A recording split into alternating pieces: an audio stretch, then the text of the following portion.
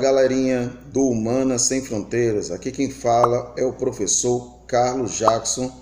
Quero convidar vocês a seguir o nosso canal Humanas Sem Fronteiras e também a nos seguir no Instagram, no Humanas Sem Fronteiras.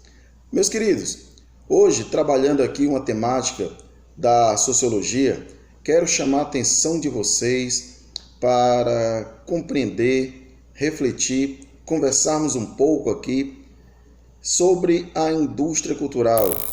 Um tema muito forte, um tema muito interessante, que já caiu no Enem, gosta de vez em quando está caindo em alguns vestibulares, e é necessário que a gente faça uma análise do que é essa tal indústria cultural, de entender sua relação junto ao capitalismo, compreender toda essa questão aí da conversão exatamente da cultura em mercadoria.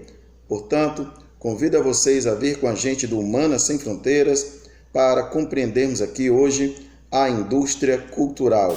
Meus queridos, o primeiro ponto aqui a ser estabelecido é exatamente o que é indústria cultural. Indústria cultural, gente, é um fenômeno de massa, que ocorreu junto ao advento de grandes meios de comunicação, como o próprio jornal, o rádio, a televisão, o cinema.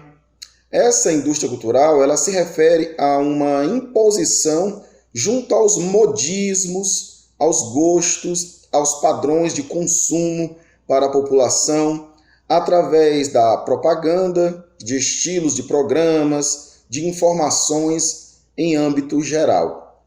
Bom, é típica da sociedade capitalista, certo? Na qual a cultura tornou-se um bem comerciável, estabelecer essa relação. O conceito de indústria cultural, esse termo, surgiu exatamente do pensamento de alguns pensadores importantes, como o caso de Theodor Adorno, Max Horkheim, que estabeleceram exatamente essa relação junto ao processo de construção e formação da Escola de Frankfurt. Foi o conceito estabelecido exatamente por estes frankfurtianos que chamou a atenção dessa relação.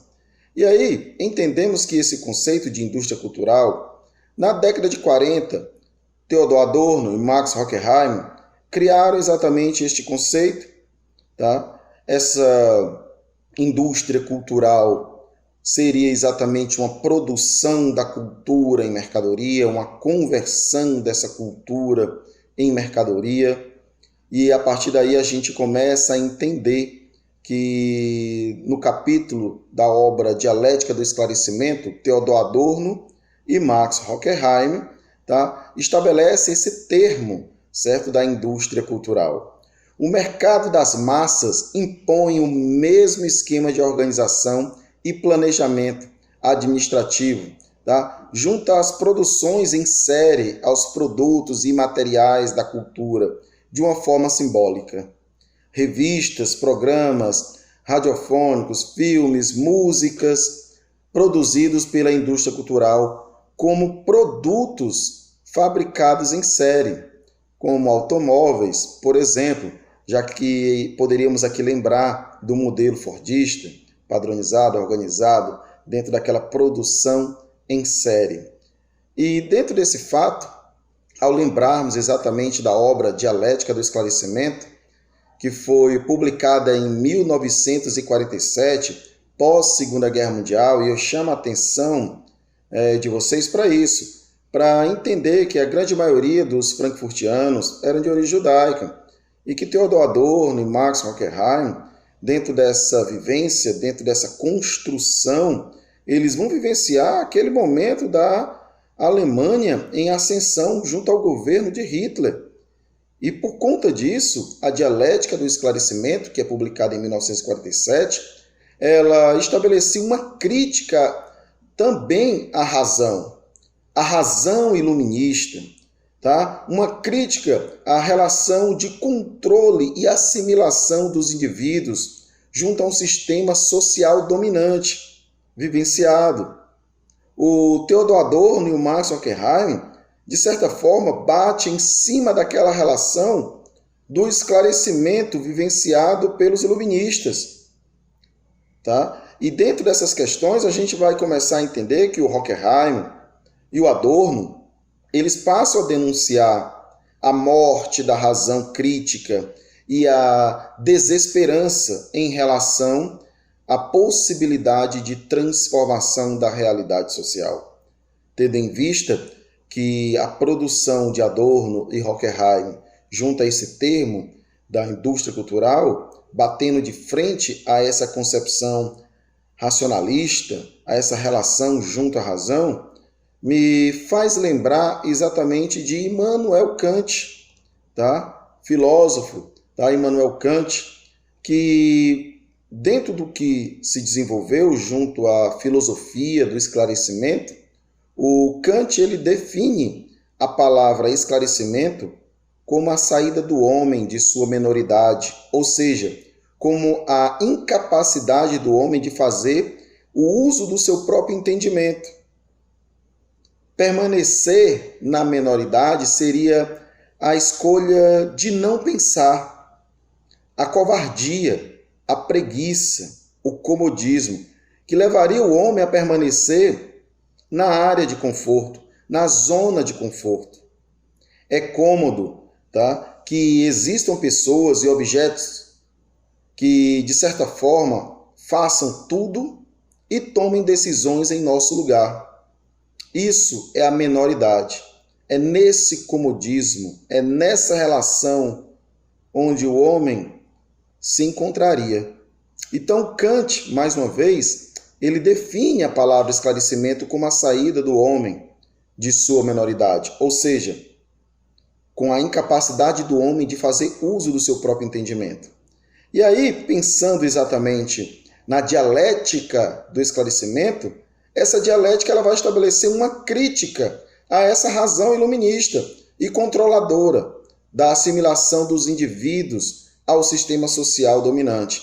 Mais uma vez eu lembro, o Theodor Adorno e o Max Horkheim, eles denunciam a morte da razão crítica e a desesperança em relação às possibilidades de transformação da realidade social.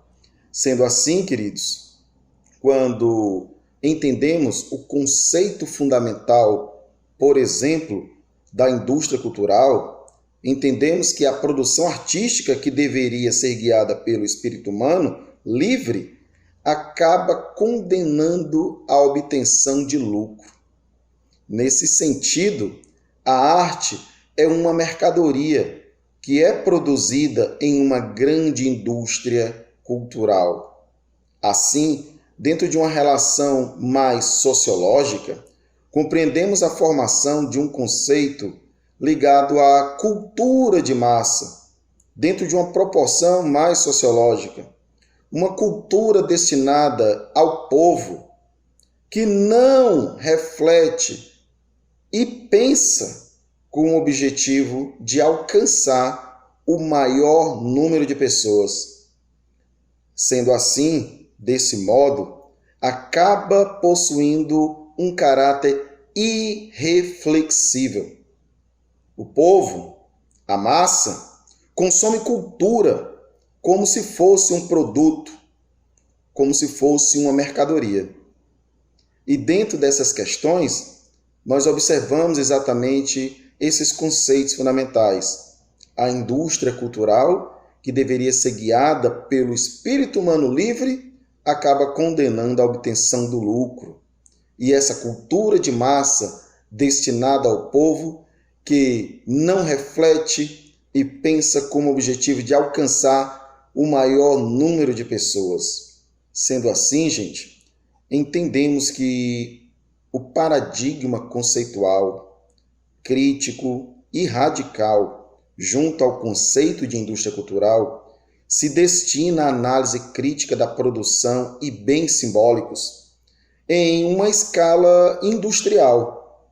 A produção em série é uma promoção publicitária, por exemplo, tá? Que passa a acarretar de uma forma mais homogênea os padrões de gostos, proporcionando assim um processo que vai deteriorar, certo, a questão da cultura genuína.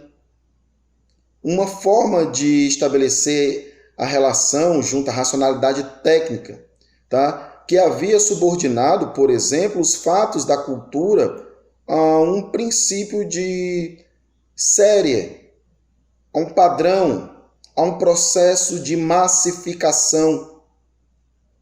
O conceito-chave da proposição, da proposta frankfurtiana, por exemplo, é que a indústria cultural seria uma viva ilustração ardorosa que passa a denunciar o processo capitalista de mercantilização, tá, dos artefatos culturais, dos padrões estabelecidos dentro da relação de cultura, fazendo com que exista exatamente essa conversão, certo, dessa cultura em uma mercadoria.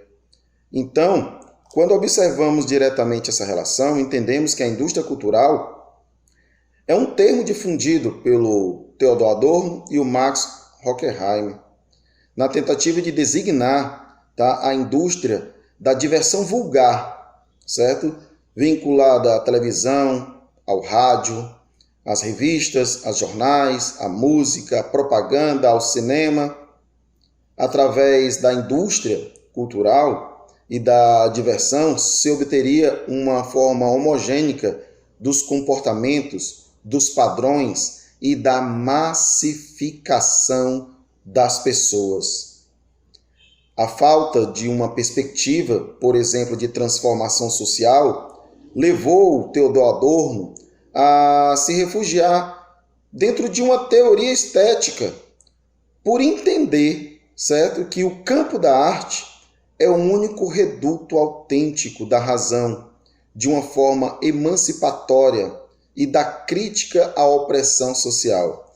Então, quando nós pensamos na indústria cultural, que trazemos à tona a dialética do esclarecimento, o pensamento de Theodor Adorno e de Max Horkheim, que bate em cima da razão, aquela estabelecida, né, e seguida fielmente pelos pensadores iluministas, nós entendemos que essa falta de perspectiva junto à transformação social, né, fez com que estes pensadores, principalmente o Theodor Adorno, a buscar um refúgio dentro de uma teoria estética, por entender exatamente que o campo dessa arte é o único reduto, né, autêntico da razão, tá, que deixaria livre, emancipada, né, e da crítica à opressão social.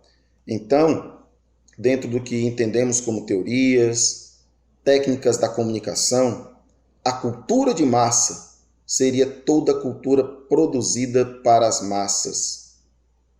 E a indústria cultural, a cultura passa a ser transformada em mercadoria. Ela é convertida, certo, em mercadoria. A cultura de massa, toda a cultura produzida para as massas, e a indústria cultural, a cultura passaria a ser transformada em mercadoria. E aí, queridos, começamos a entender, dentro desse processo aqui discutido por nós hoje, essa ideia, né? Essa relação, essa intenção de se observar os caminhos que o capitalismo estaria gerando junto a essa produção cultural, industrializando exatamente esse fator de cultura, de arte, padronizando essas ações e levando isso a um consumismo, tá? Uma ideia torna-se a força material quando ganha as massas organizadas. E dentro desse contexto, precisamos entender que quando repensarmos a nossa forma de consumir, podemos mudar a vida de muitas pessoas. Portanto, meus queridos, desejo a cada um de vocês um grande abraço aqui, certo? Então, fiquem com Deus e até a próxima. Valeu, galerinha. Um abraço.